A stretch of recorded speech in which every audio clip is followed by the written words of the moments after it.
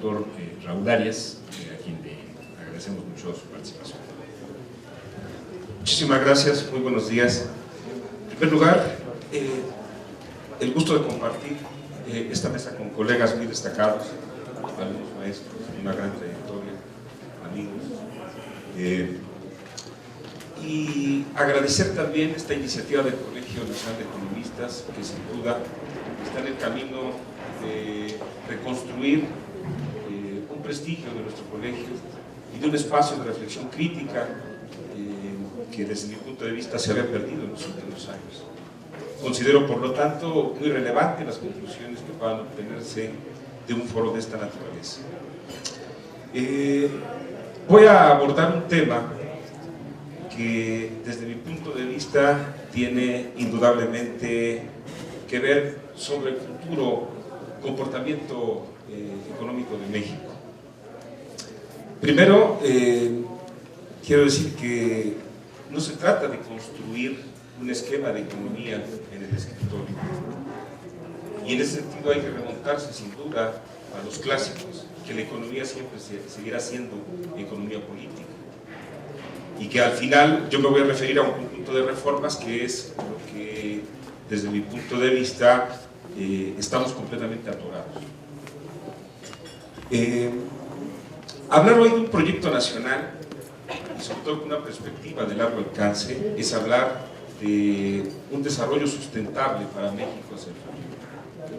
Es cierto que el concepto de desarrollo sustentable está completamente desvirtuado, muchas veces mal utilizado, pero voy a hacer referencia a él en tanto me permite a mí discutir tres temas que están íntimamente vinculados al México del siglo XXI, que es el crecimiento, la pobreza y el medio ambiente. La sustentabilidad no se refiere exclusivamente al medio ambiente, se refiere de manera integral cómo un país como el nuestro tiene que lidiar en el futuro inmediato con asegurar un crecimiento económico sostenido,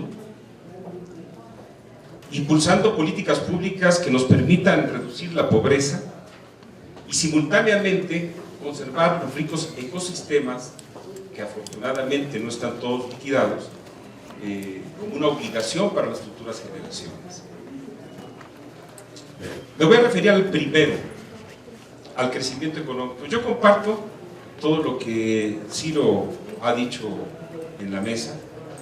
Estamos efectivamente de acuerdo que la enorme desigualdad debe de sentar una base muy importante de crecimiento económico que permita crear empleo productivo.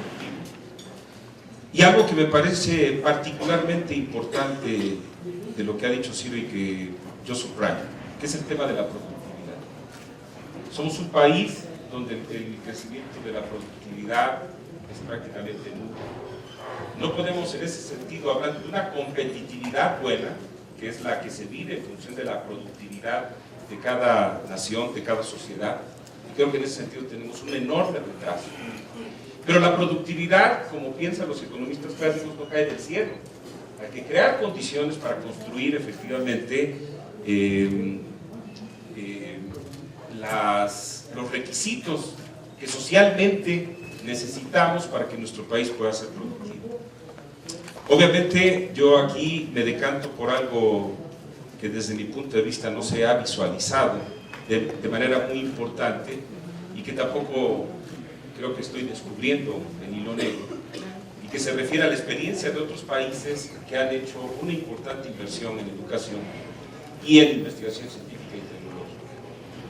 Como rector de una universidad pública, de una universidad dignamente pública, y como presidente de la organización de universidades de todo el continente más visible, que es la Organización Universitaria Interamericana, tengo la enorme experiencia de lo que he visto en los últimos años, de lo que ha sido el desarrollo de la educación superior en el continente, y particularmente en el subcontinente de América Latina y del Caribe. No hemos podido valorar, o más bien la clase política de nuestro país, no ha podido valorar en su sentido más profundo la importancia que podría tener un proyecto de inversión tan importante en educación superior en ciencia y tecnología, que es una de las bases precisamente para que podamos construir en términos sociales un crecimiento de la productividad continua hacia el futuro. Si uno revisa cuál es el comportamiento del sistema educativo, uno podrá ver que en las últimas décadas, la enorme ventaja que tenemos las universidades con respecto a educación básica y educación media superior. Hay una tremenda crisis. Uno de los graves problemas que tiene México en este momento, y ya sabemos que no es por razones económicas sino políticas, porque un sistema educativo está completamente atrofiado, en crisis total. Pero de esa parte del sistema educativo se salva efectivamente la educación superior. Las universidades, y sobre todo las universidades públicas, hemos sido objeto de una evaluación de nuestros programas, de nuestros académicos, de nuestros estudiantes, etcétera, y las calificaciones han sido muy destacables, sobre todo que hemos actuado en un entorno de recortes financieros muy importantes. Por ello destaco una propuesta que hemos enviado hace 15 días a la Cámara de Diputados, a la Comisión de Hacienda, que es producto del trabajo que hicimos dentro de la NUYES, una propuesta de financiamiento multianual y que consiste en un crecimiento progresivo hasta alcanzar el 1.5% del Producto Interno Bruto en un horizonte temporal de aproximadamente 5 o 6 años. Eso nos daría justamente los recursos financieros que necesitamos para construir universidades verdaderamente competitivas en el ámbito internacional y que además tengamos, es el propósito que tenemos, constituirnos en palancas del desarrollo de nuestro entorno social.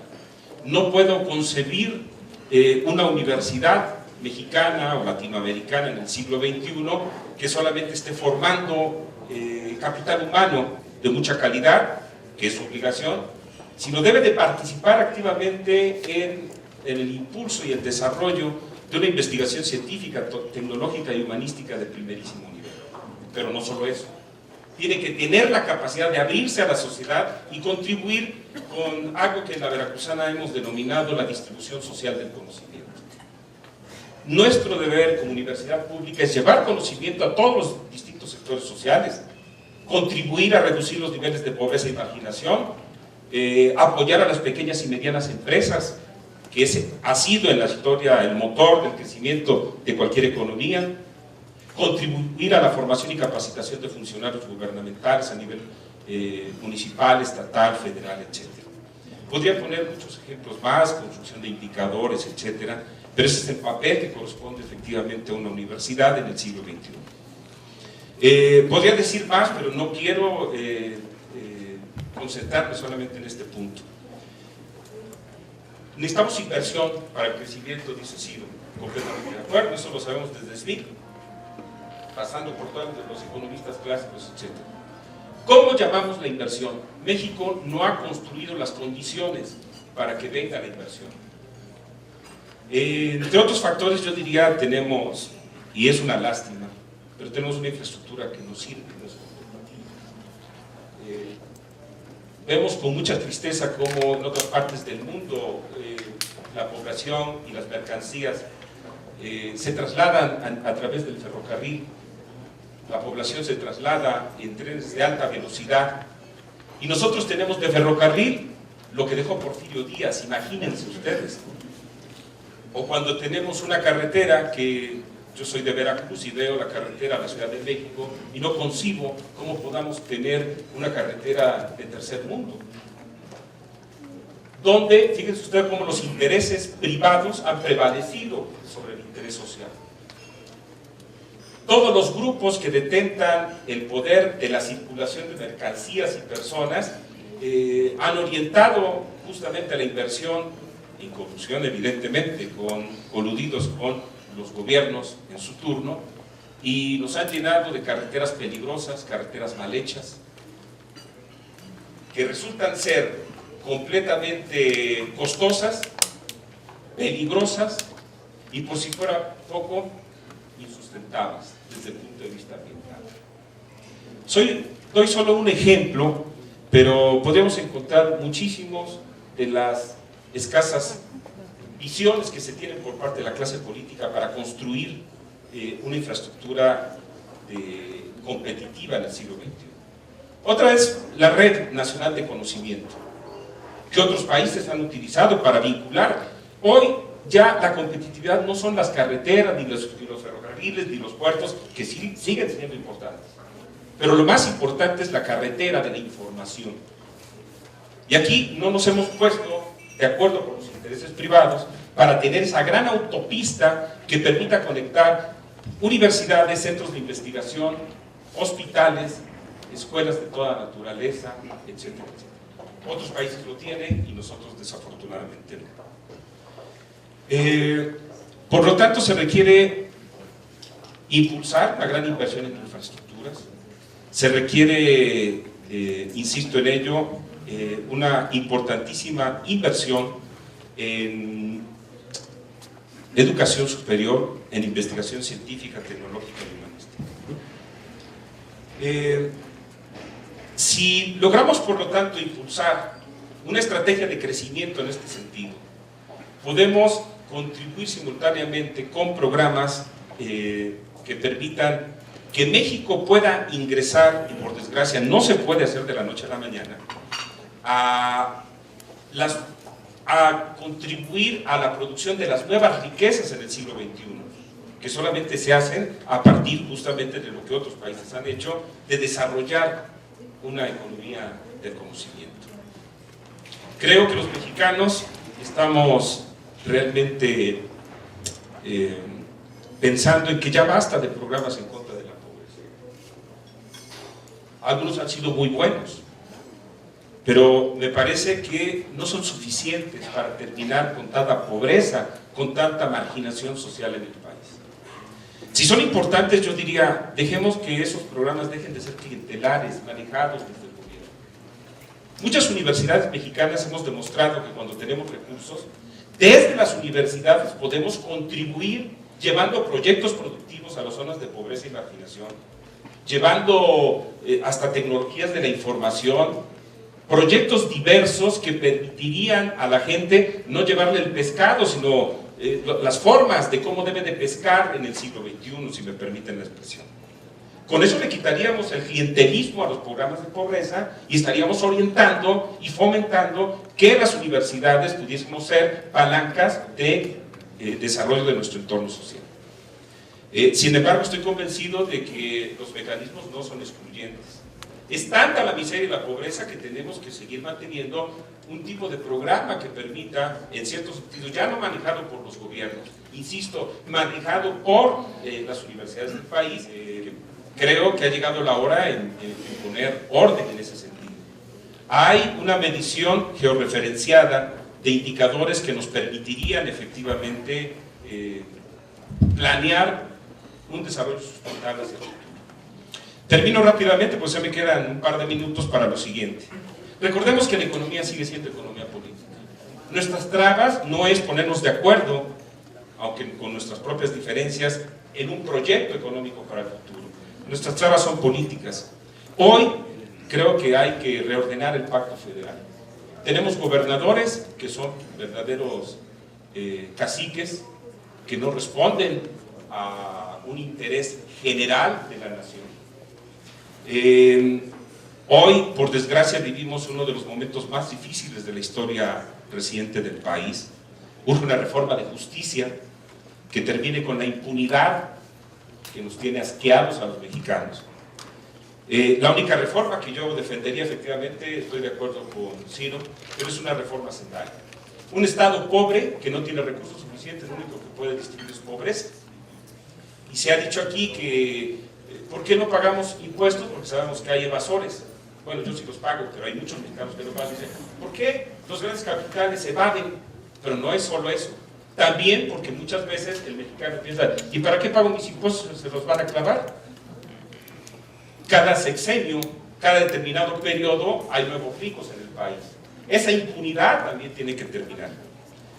Y eso se termina solamente con transparencia y rendición de cuentas, efectiva, no simulando que todos son transparentes y todos rinden buenas cuentas y a la hora de la hora, efectivamente, nadie cumple. Creo que finalmente, si no rescatamos al IFE y a todos los institutos electorales de los estados para la sociedad civil, estaremos perdiendo el tiempo.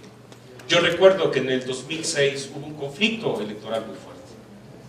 ¿Qué pasará ahora, pese a que la elección, alguno de los candidatos pueda ganar con suficiente margen? Le resta credibilidad. ¿Por qué? Porque el IFE y todas las instancias electorales en los estados está completamente partidizado. Requerimos urgentemente que esos órganos vuelvan a la sociedad civil, porque es una democracia que nos cuesta cara y que por desgracia ya no sirve. Gracias.